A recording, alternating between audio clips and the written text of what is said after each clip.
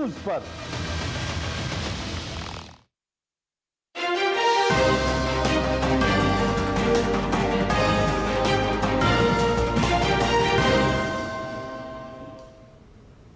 नमस्कार, आप देख रहे हैं डीडी न्यूज। आपके साथ मैं हूं मुकुल शर्मा। आज दिन भर की क्या कुछ खास खबरें रहीं, तमाम खबरों से आपको रूबरू कराएंगे, लेकिन सबसे पहले नजर डालते हैं हेडलाइंस पर।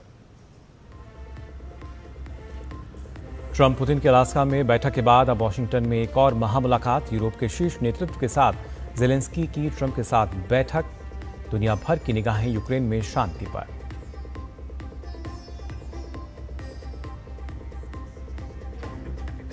रूस के राष्ट्रपति पुतिन ने प्रधानमंत्री मोदी को किया फोन।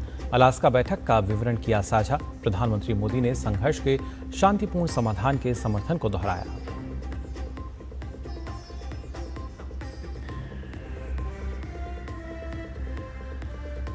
चीन के विदेश मंत्री वांग यी और विदेश मंत्री डॉक्टर एस जयशंकर के बीच द्विपक्षीय संबंधों सहित आपसी हित के विभिन्न मुद्दों पर हुई बात। डॉक्टर एस जयशंकर ने सीमावर्ती इलाकों में शांति और स्थिरता को रिश्तों की सकारात्मक गति के लिए बताया जरूरी।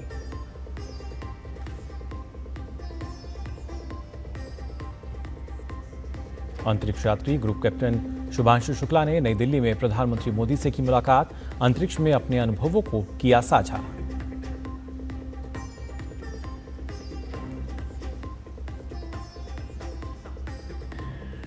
लोकसभा में विपक्ष के हंगामे पर अध्यक्ष ओम बिरला ने जताई नाराजगी।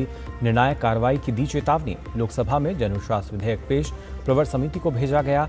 भारतीय पतन विधेयक 2025 से राज्यसभा से पारित।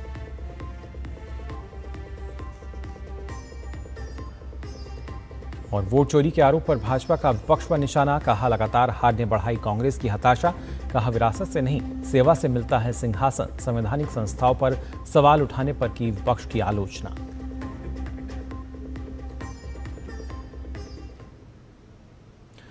अमेरिका के वॉशिंगटन में यूक्रेन रूस संघर्ष में किसी निर्णायक फैसले को लेकर अहम बैठक हो रही है। बैठक में यूक्रेनी राष्ट्रपति जेलेंस्की अमेरिकी राष्ट्रपति ट्रंप के साथ शांति समझौते समेत कई मुद्दों पर चर्चा कर रहे हैं। इस बैठक में जेलेंस्की के साथ ब्रिटेन के प्रधानमंत्री कीर स्टारमर, फ्रांस के राष्ट्रपति इमैनुअल मैक्रोन, जर्मनी के चांसलर मर्ज, यूरोपीय संघ के महासचिव भी हिस्सा ले रहे हैं।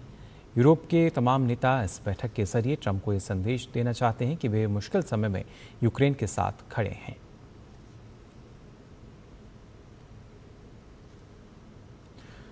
रूस के राष्ट्रपति व्लादिमीर पुतिन ने प्रधानमंत्री नरेंद्र मोदी से टेलीफोन पर बातचीत की। बातचीत के दौरान राष्ट्रपति पुतिन ने हाल ही में अमेरिकी राष्ट्रपति डोनाल्ड ट्रंप के साथ अलास्का में हुई अपनी बैठक के बारे में विवरण साझा किया। प्रधानमंत्री मोदी ने राष्ट्रपति पुतिन का आभार व्यक्त करते हुए कहा कि भारत हमेशा से यूक्रेन संघर्ष के शांतिपूर्ण समाधान और संवाद कूटनीति के माध्यम से विवाद सुलझाने का पक्षधर रहा है। उन्होंने इस संबंध में उठाए जाने वाले हर प्रयास के प्रति भारत के समर्थन को दोहराया। दोनों नेताओं ने द्विपक्षीय सहयोग से जुड़े कई मुद्दों पर चर्चा की और भारत रूस विशेष एवं विशेषाधिकार प्राप्त रणनीतिक साझेदारी को और सुदृढ़ करने की प्रतिबद्धता जताई। साथ ही उन्होंने आपसी संपर्क बनाए रखने पर भी सहमति जताई। इससे पहले 8 अगस्त को भी प्रधानमंत्री मोदी और राष्ट्रपति पुतिन के बीच टेलीफोन पर बातचीत हुई थी। उस दौरान राष्ट्रपति पुतिन ने यूक्रेन से जुड़े हालिया घटनाक्रमों की जानकारी दी थी। प्रधानमंत्री मोदी ने विस्तारपूर्वक जानकारी साझा करने के लिए उनका धन्यवाद किया था और भारत की स्थायी नीति दोहराई थी कि किसी भी संघर्ष का समाधान केवल शांतिपूर्ण संवाद और कूटनीति से ही संभव है। प्रधानमंत्री मोदी ने राष्ट्रपति पुतिन को इस वर्ष के अंत में भारत में होने वाले 23वें भारत रूस वार्षिक शिखर सम्मेलन में शामिल होने के लिए आमंत्रित भी किया है। गौरतलब है कि राष्ट्रपति पुतिन की आखिरी भारत यात्रा दिसंबर 2021 में हुई थी, जब उन्होंने नई दिल्ली में 21वें भारत रूस वार्षिक शिखर सम्मेलन में भाग लिया था। वहीं प्रधानमंत्री मोदी ने पिछले वर्ष रूस के 2 अहम दौरे जुलाई में 22वें भारत रूस शिखर सम्मेलन और अक्टूबर में कजान में आयोजित ब्रिक्स शिखर सम्मेलन में किए थे। रूसी राष्ट्रपति पुतिन ने प्रधानमंत्री नरेंद्र मोदी को अलास्का में ट्रंप के साथ हुई वार्ता की जानकारी दी। इस पर पीएम मोदी ने अपने सोशल मीडिया एक्स पर लिखा कि मेरे मित्र राष्ट्रपति पुतिन को उनके फ़ोन कॉल और अलास्का में राष्ट्रपति ट्रंप के साथ उनकी हालिया मुलाकात के बारे में जानकारी साझा करने के लिए धन्यवाद। भारत ने यूक्रेन विवाद के शांतिपूर्ण समाधान का लगातार आह्वान किया है और इस संबंध में सभी प्रयासों का समर्थन करता है। मैं आने वाले दिनों में हमारे निरंतर आदान प्रदान की आशा करता हूं।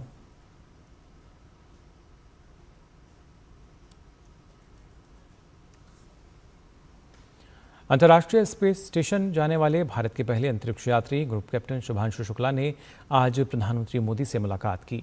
प्रधानमंत्री मोदी ने शुभांशु शुक्ला को गले लगाया। शुभांशु शुक्ला ने अंतर्राष्ट्रीय अंतरिक्ष स्टेशन से पृथ्वी की खींची गई तस्वीरें प्रधानमंत्री मोदी को भेंट कीं।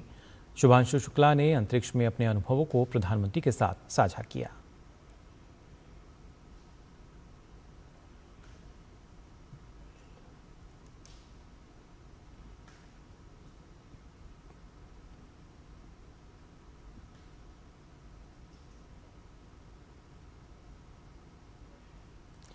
पीएम मोदी ने शुभांशु शुक्ला से मुलाकात के बाद सोशल मीडिया प्लेटफॉर्म एक्स पर उनकी प्रशंसा करते हुए लिखा कि शुभांशु शुक्ला के साथ बहुत अच्छी बातचीत हुई। हमने अंतरिक्ष में उनके अनुभवों, विज्ञान और प्रौद्योगिकी में प्रगति और भारत के महत्वाकांक्षी गगनयान मिशन सहित कई विषयों पर चर्चा की। भारत को उनकी इस उपलब्धि पर गर्व है। संसद का मॉनसून सत्र अपने समापन की ओर पहुंच गया है, लेकिन सत्र की शुरुआत से लेकर अभी तक विपक्ष एसआईआर के मुद्दे पर संसद में लगातार हंगामा कर रहा है। आज भी संसद के दोनों सदनों में विपक्षी शोर शराबे के चलते विधायी कामकाज बाधित रहा। लोकसभा अध्यक्ष ने विपक्ष की गतिरोध पर नाराजगी भी जाहिर की तो सरकार की ओर से भी विपक्षी दलों के द्वारा संसद में गतिरोध को पैदा करने पर सख्त ऐतराज जाहिर किया गया। संसद का मॉनसून सत्र अब अपने समापन की तरफ है, लेकिन विपक्षी दलों का हंगामा लगातार जारी है। बिहार एसआईआर के मुद्दे पर संसद के दोनों सदनों में विपक्षी सांसदों के हंगामों के चलते कामकाज प्रभावित हुआ। लोकसभा अध्यक्ष ओम बिरला ने विपक्ष के कुछ सांसदों के सदन में व्यवहार को लेकर सख्त नाराजगी जाहिर की है। मैं आपसे आग्रह कर रहा हूं और चेतावनी दे रहा हूं कि किसी भी माननीय सदस्य को ये प्रिविलेज नहीं है कि वह सरकारी संपत्ति को तोड़ने का प्रयास करे। अगर आपने सरकारी संपत्ति को तोड़ने का प्रयास किया तो मुझे कुछ निर्णायक फैसले करने पड़ेंगे।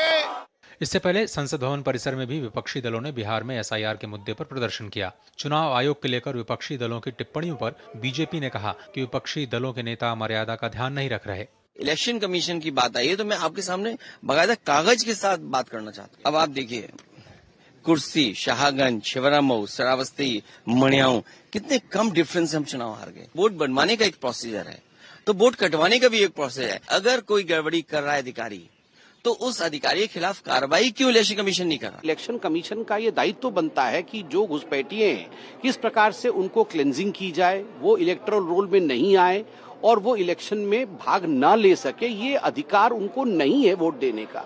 घुसपैठियों का किस प्रकार से इस्तेमाल करना है, तुष्टीकरण की राजनीति को किस प्रकार से आगे बढ़ाना है, यही राहुल गांधी और कांग्रेस पार्टी करती रही है। और संवैधानिक संस्थाओं को गाली देने का इनका रिकॉर्ड पुराना है। दोपहर बाद लोकसभा में अंतरिक्ष स्टेशन पर पहली बार किसी भारतीय के पहुंचने और विकसित भारत में अंतरिक्ष कार्यक्रम के महत्व के मुद्दे पर चर्चा की शुरुआत की, लेकिन विपक्ष के हंगामे के चलते सदन में ज्यादा देर तक चर्चा नहीं हो पाई। एक के बाद एक स्पेस रिफॉर्म्स लाई गई जो कभी किसी ने ना सोचा, ना कल्पना की, ना तस्वुर किया। ऐसे ऐसे कदम उठाए गए।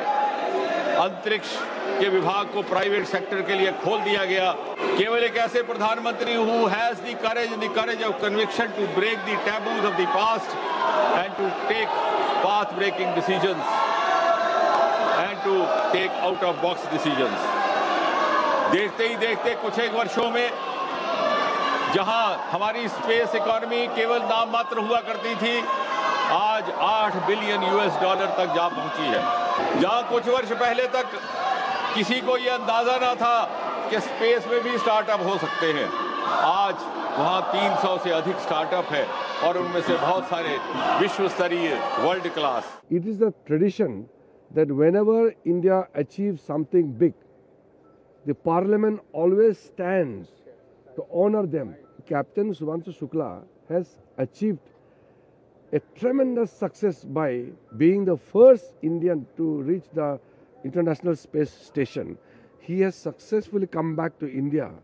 It is the duty of the Parliament of India to felicitate him, to honor him. Lok Sabha में शुभांशु शुक्ला की अंतर्राष्ट्रीय स्पेस स्टेशन यात्रा पर विशेष चर्चा के दौरान विपक्ष का हंगामा जारी रहा। इस पर रक्षा मंत्री राजनाथ सिंह ने विपक्ष की आलोचना की। रक्षा मंत्री ने इसे बेहद दुर्भाग्यपूर्ण करार दिया। अपने सोशल मीडिया प्लेटफॉर्म एक्स पर उन्होंने लिखा, ये चर्चा भारत का अंतरिक्ष कार्यक्रम और विकसित भारत 2047 में इसकी भूमिका जैसे विषय पर थी, जो देश की वैज्ञानिक प्रगति, राष्ट्रीय सम्मान और सुरक्षा से जुड़ी है। ऐसे गंभीर विषयों पर विपक्ष का रवैया बेहद निराशाजनक रहा। उन्होंने कहा, प्रधानमंत्री नरेंद्र मोदी के नेतृत्व में भारत अंतरिक्ष के क्षेत्र में अभूतपूर्व ऊंचाइयों को छू रहा है। ऐसे में विपक्ष को चर्चा में भाग लेकर रचनात्मक सुझाव देने चाहिए थे, बजाय सदन की कार्रवाई में बाधा डालने के। रक्षा मंत्री ने यह भी कहा कि अंतरिक्ष जैसे रणनीतिक और वैज्ञानिक मुद्दों को कम से कम दलगत राजनीति से ऊपर रखना चाहिए। संसद के मानसून सत्र में अब केवल 3 दिन बचे हैं। ऐसे में बड़ा सवाल यह है कि क्या विपक्षी दलों के रुख में कोई बदलाव होगा या फिर इसी तरह वे दोनों सदनों की कार्रवाई को बाधित करते रहेंगे। ऋषि कुमार और राजेश राज के साथ शैलेंद्र मिश्र, डीडी न्यूज। विपक्षी दलों के गतिरोध के बीच आज संसद में कुछ महत्वपूर्ण विधायी कामकाज देखने को मिला। लोकसभा में आज सरकार ने जनविश्वास संशोधन बिल पेश किया गया। इसके माध्यम से 350 से अधिक प्रावधानों में संशोधन का प्रस्ताव है। इसका उद्देश्य व्यापार को सुगम बनाने के लिए छोटे अपराधों में सजा का प्रावधान खत्म करने के साथ युक्तिसंगत बनाना है। लोकसभा में शिक्षा मंत्री धर्मेंद्र प्रधान ने the Indian institute of management bill 2025 पेश किया, तो राज्यसभा में भारतीय पतन विधेयक 2025 पारित किया गया। संसद के मानसून सत्र में विपक्ष के हंगामे के बीच विधायी कामकाज भी आगे बढ़ाया जा रहा है। दोपहर 12 बजे लोकसभा की कार्रवाई फिर शुरू होने पर संसद में जन विश्वास संशोधन बिल पेश किया गया। इस बिल को लोकसभा की प्रवर समिति को भेज दिया गया है। इस विधेयक के माध्यम से 350 से ज्यादा प्रावधानों में संशोधन का प्रस्ताव है। इस कदम से देश में व्यवसाय के लिए अधिक अनुकूल और नागरिक केंद्रित वातावरण बनाने में मदद मिलेगी। यह विधेयक देश के कारोबारी माहौल को और बेहतर बनाने के सरकार के प्रयासों का हिस्सा है। इसका उद्देश्य व्यापार को सुगम बनाने के लिए छोटे अपराधों में सजा का प्रावधान खत्म करने के साथ युक्त संगत बनाने के लिए कुछ नियमों में संशोधन करना है।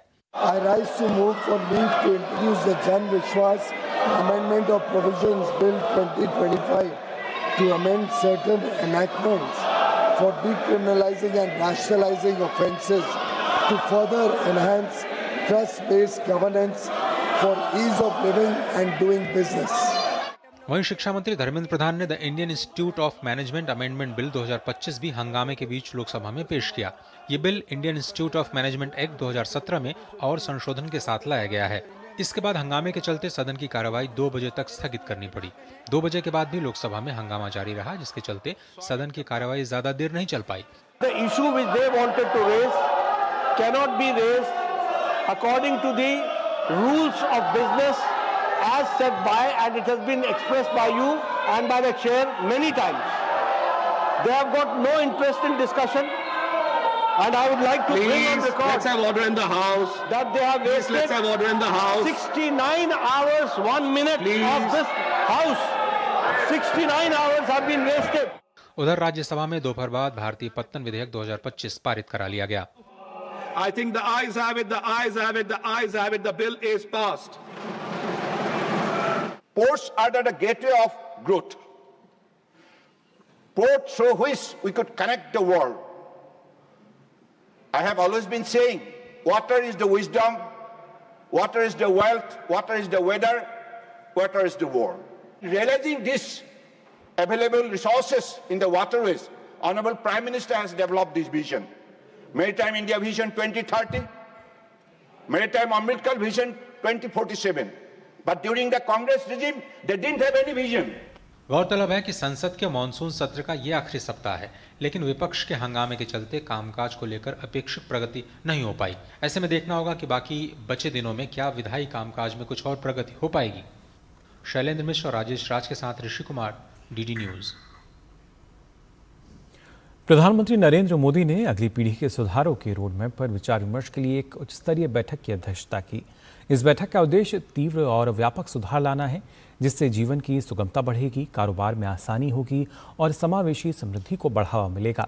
उच्च स्तरीय बैठक पर प्रधानमंत्री नरेंद्र मोदी ने सोशल मीडिया एक्स पर अपने विचार साझा करते हुए कहा कि अगली पीढ़ी के सुधारों के रोडमैप पर चर्चा के लिए एक बैठक की अध्यक्षता की।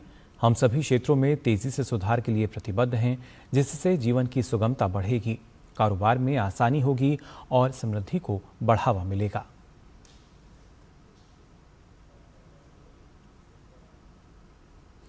एसआईआर के मुद्दे पर बीते लंबे समय से पक्ष विपक्ष के बीच घमासान मचा हुआ है।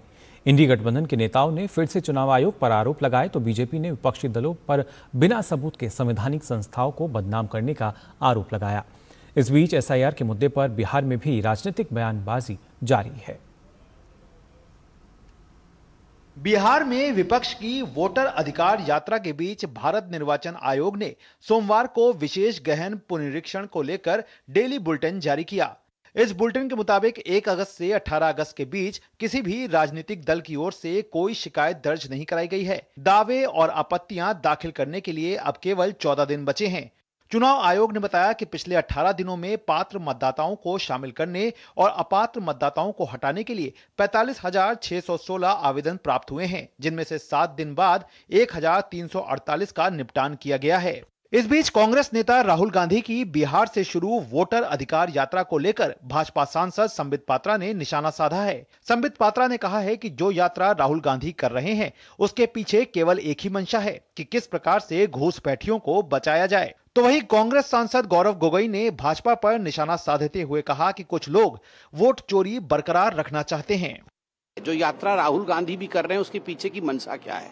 इसके पीछे की मंशा केवल एक ही मात्र है और वह मंशा है किस प्रकार से घुसपैठियों को बचाया जाए। इलेक्शन कमीशन का ये दायित्व बनता है कि जो घुसपैठिए हैं किस प्रकार से उनको क्लेंजिंग की जाए, वो इलेक्टोरल रोल में नहीं आए और वो इलेक्शन में भाग न ले सके। ये अधिकार उनको नहीं है वोट देने का।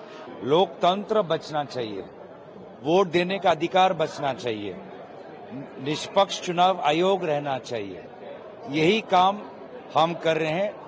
इस बीच लोकसभा नेता प्रतिपक्ष और कांग्रेस नेता राहुल गांधी और राजद नेता तेजस्वी यादव ने औरंगाबाद में मतदाता अधिकार यात्रा निकाली तो बिहार के उप मुख्यमंत्री सम्राट चौधरी ने यात्रा पर निशाना साधते हुए कहा कि जिन्होंने बिहार को लूटा आज वोट चोरी की बात कर रहे हैं।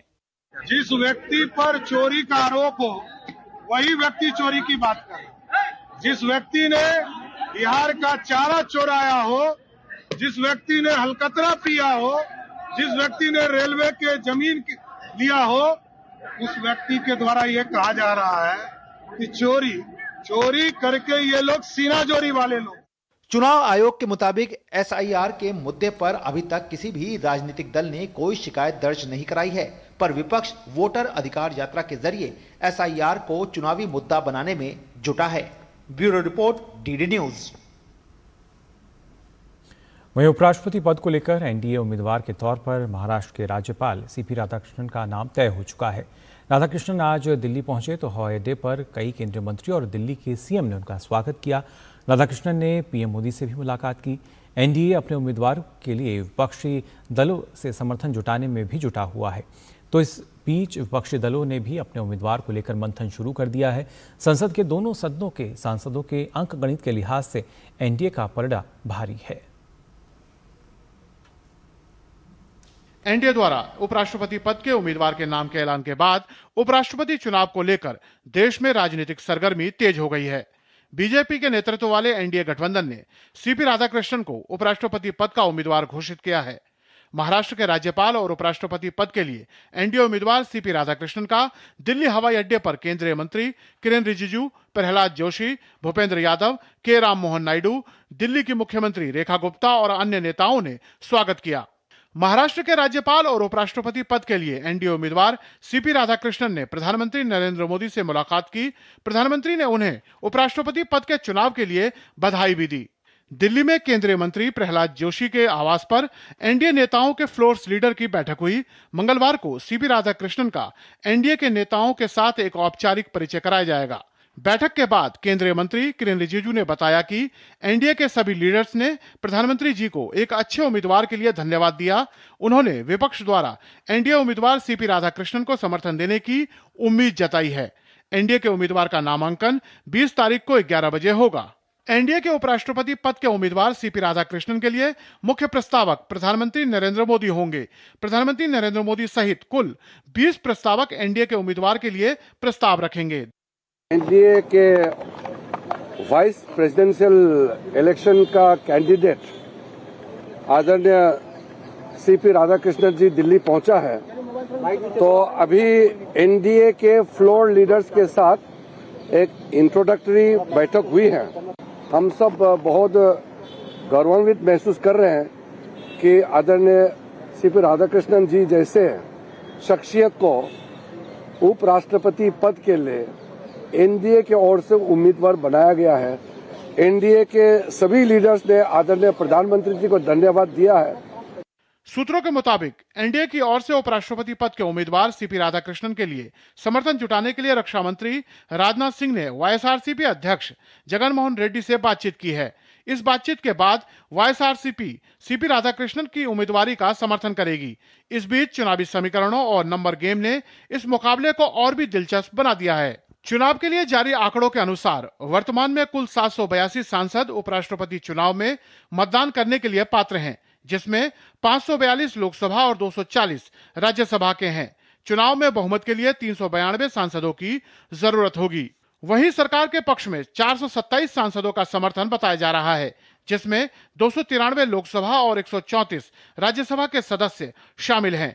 इसके इतर विपक्ष के पास 355 सांसदों का गणित है, जिसमें 249 लोकसभा और 106 राज्यसभा के सदस्य शामिल हैं। बाकी 133 सांसद किसका समर्थन करेंगे, ये चुनाव के वक्त ही पता चलेगा। इस बीच उपराष्ट्रपति पद के उम्मीदवार को लेकर विपक्षी दलों की बैठक भी हुई। बीजेपी ने महाराष्ट्र के राज्यपाल और अपने कद्दावर नेता सीपी राधाकृष्णन को एनडीए का उम्मीदवार घोषित कर दिया है। सीपी राधाकृष्णन तमिलनाडु से हैं और वो वहां से 2 बार सांसद भी रह चुके हैं। Bureau report, DD news. Delhi में विदेश मंत्री एस जयशंकर और चीन के विदेश मंत्री वांग यी के बीच दिल्ली के हैदराबाद हाउस में अहम बैठक हुई। बैठक में दोनों देशों के बीच संबंधों को लेकर कई विषयों पर फिलहाल चर्चा की जा रही है। भारत और चीन के रिश्तों में हाल के वर्षों में कई उतार चढ़ाव देखे गए हैं। ऐसे में विदेश मंत्री एस जयशंकर और चीन के विदेश मंत्री वांग यी की बैठक को अहम माना जा रहा है। विदेश मंत्री जयशंकर ने कहा कि कठिन दौर के बाद अब दोनों देशों को स्पष्ट और रचनात्मक दृष्टिकोण अपनाते हुए आगे बढ़ना होगा। उन्होंने कहा कि मतभेद विवाद में न बदलें और प्रतिस्पर्धा संघर्ष में न तब्दील हो। जयशंकर ने यह भी बताया कि बातचीत में आर्थिक और व्यापारिक मुद्दे, तीर्थ यात्राएं, लोगों के बीच संपर्क, नदी के जल आंकड़े साझा करना, सीमा व्यापार, कनेक्टिविटी और द्विपक्षीय आदान प्रदान जैसे विषयों पर चर्चा होगी। जयशंकर ने खास तौर पर सीमावर्ती इलाकों में शांति और स्थिरता को रिश्तों की सकारात्मक गति के लिए आवश्यक बताया। उन्होंने कहा कि डी एस्केलेशन प्रक्रिया को आगे बढ़ाना बेहद जरूरी है। Having seen a difficult period in our relationship, Excellency, our two nations now seek to move ahead. This requires a candid and constructive approach from both sides. In that endeavor, we must be guided by the three mutuals: mutual respect, mutual sensitivity, and mutual interest. Differences must not become disputes, nor competition, conflict.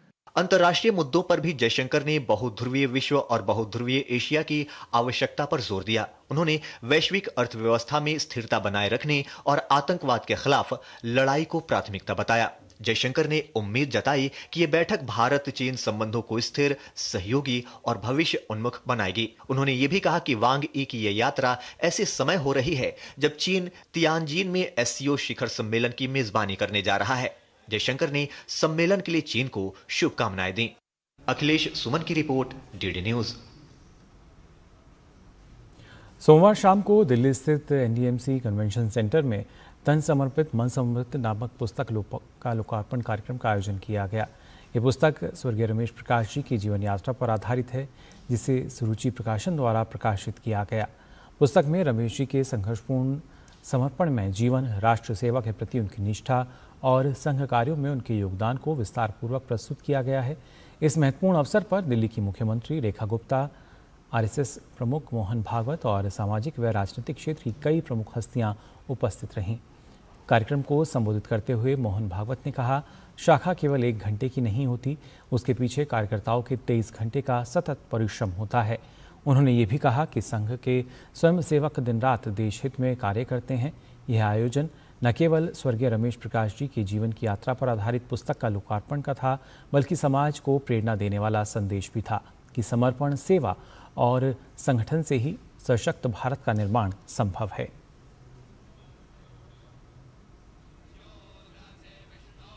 संघ का कार्यकर्ता छोटा बड़ा ठीक से काम करता है वो उस कार्य क्षेत्र के सब लोगों के बारे में जानता है और सब लोग उसके बारे में जानते हैं, क्योंकि ये जो अनुबंध बनता है, संबंध बनता है, जिसके कारण बताया मोनी जी ने कि पूछने गए तो लोगों के आंसू निकले। ये संबंध बनता कैसे है और क्यों है? क्योंकि ये जो आदत लगाने की बात है, मनुष्य आदत से काम करता है, जानकर भी। तो फिलहाल के लिए इस बुलेटिन में बस इतना ही, लेकिन देश और दुनिया की तमाम खबरों के लिए आप देखते रहिए डीडी न्यूज़।